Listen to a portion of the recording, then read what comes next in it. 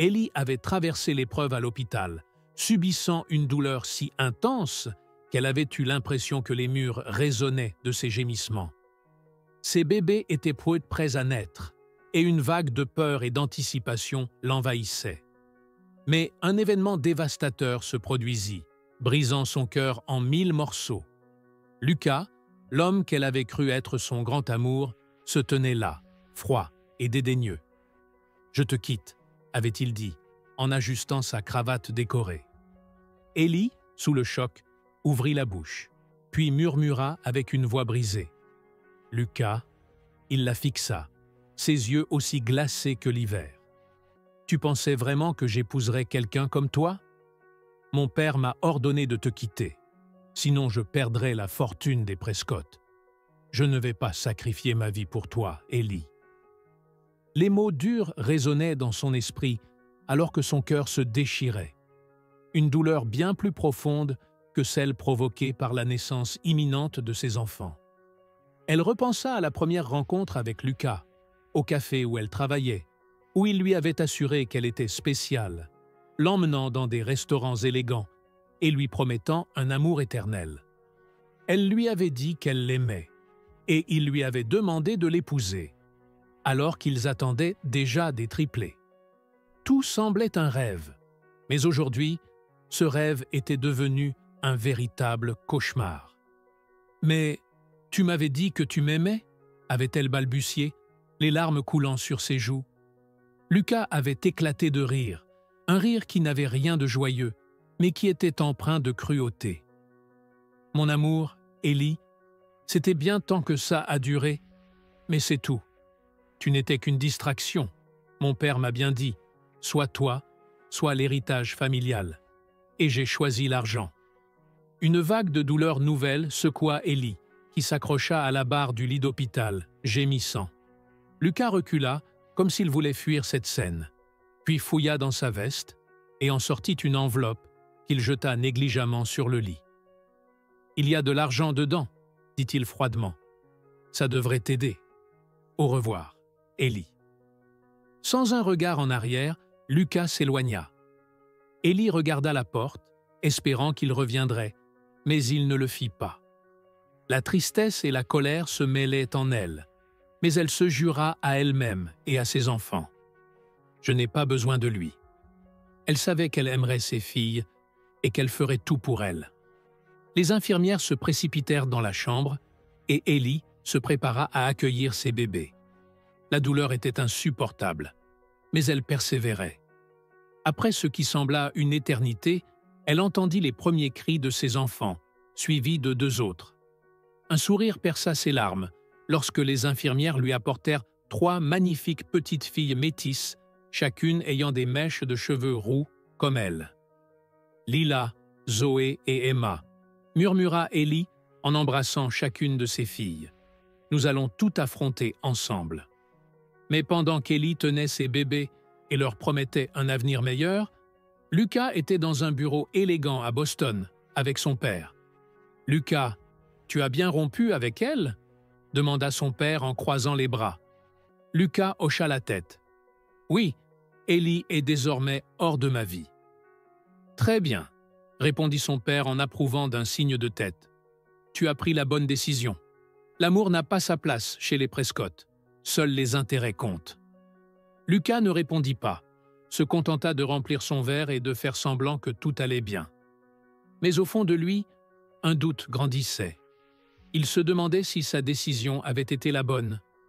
De retour à l'hôpital, Ellie observait les lumières de la ville à travers la fenêtre. L'enveloppe laissée par Lucas était toujours sur le lit, intacte. Elle n'en avait aucune utilité. Elle n'en voulait pas. « On s'en sortira toute seule », murmura-t-elle à ses filles endormies. « On n'a besoin de personne, ni de leur argent. » Cette nuit-là, Ellie commença à imaginer un futur pour elle et ses filles. Elle ignorait comment elle allait y parvenir, mais elle savait qu'elle n'abandonnerait pas. 5 ans plus tard, Ellie vivait à Portland avec ses triplés. C'était une journée ensoleillée, et les filles, Lila, Zoé et Emma, allaient commencer leur première journée d'école. Elles étaient excitées et nerveuses, et Ellie les accompagna, tenant la main de Zoé, tandis qu'Emma et Lila couraient devant elles.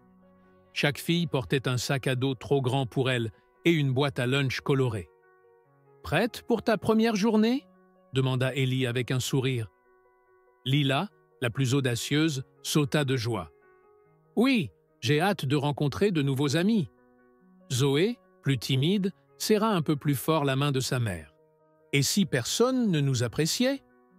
Emma, la plus silencieuse, ne dit rien, mais ses yeux curieux fixaient sa mère. Ellie s'agenouilla pour être à leur hauteur. « Souvenez-vous toujours de ce que je vous dis. Vous êtes forte, intelligente et gentille. Si quelqu'un ne vous aime pas, c'est sa perte. Vous êtes exceptionnelle. » Les filles sourirent et l'enlacèrent avant de courir vers l'école en criant un dernier « au revoir ». Ellie les regarda partir, fière mais anxieuse. Les laisser partir, même pour une journée, était difficile. La vie avait été difficile depuis cette nuit à l'hôpital. Ellie avait travaillé dur pour prendre soin de ses filles. Elle avait loué un petit appartement, travaillé toute la journée et suivi des cours en ligne la nuit. Après beaucoup de sacrifices, elle avait obtenu son diplôme en commerce. En chemin, elle avait rencontré Chloé, une enseignante qui était devenue sa meilleure amie. Chloé l'avait encouragée à croire en elle et à aller de l'avant. « Ellie, tu es tellement douée pour organiser les choses, » disait Chloé. « Tu devrais lancer ta propre entreprise. » Et c'est exactement ce qu'Ellie avait fait. Aujourd'hui, à 30 ans, elle dirigeait une petite société de planification d'événements. Ce n'était pas facile, mais Ellie était fière du chemin parcouru. Ce matin-là, après avoir déposé les filles à l'école, son téléphone sonna. C'était Chloé. « Alors, comment s'est passé leur premier jour ?» demanda Chloé, enthousiaste de savoir comment les filles se sentaient dans leur nouvelle école. Ellie sourit en répondant qu'elles étaient petites et nerveuses, mais qu'elles s'en sortiraient bien. « Bien sûr qu'elles iront bien. Ce sont les filles de la femme la plus forte que je connaisse, » ajouta Chloé. Ellie rit, mais soupira ensuite. Parfois, elle se demandait si elle avait fait le bon choix en déménageant si loin et en recommençant sa vie. « Tu as pris la meilleure décision, » répondit fermement Chloé. « Et j'ai une super nouvelle. Tu te souviens de cet investisseur dont je t'ai parlé? Celui qui est intéressé par ton entreprise? Il veut te rencontrer la semaine prochaine. » Le cœur d'Ellie s'emballa. « C'est incroyable. Il y a une opportunité en or. » Chloé ajouta que la réunion aurait lieu à San Francisco. Ellie se mordit la lèvre. Voyager signifierait quitter ses filles, ce qu'elle faisait rarement. « Ne t'inquiète pas, » dit Chloé. « Je peux venir à Portland et rester avec les filles pendant ton absence. Ce sera amusant. » Ellie ressentit une vague de gratitude. « Merci, Chloé. Je ne sais pas ce que je ferais sans toi. » Chloé lui adressa un sourire chaleureux. « Si tu veux me remercier, fais-le.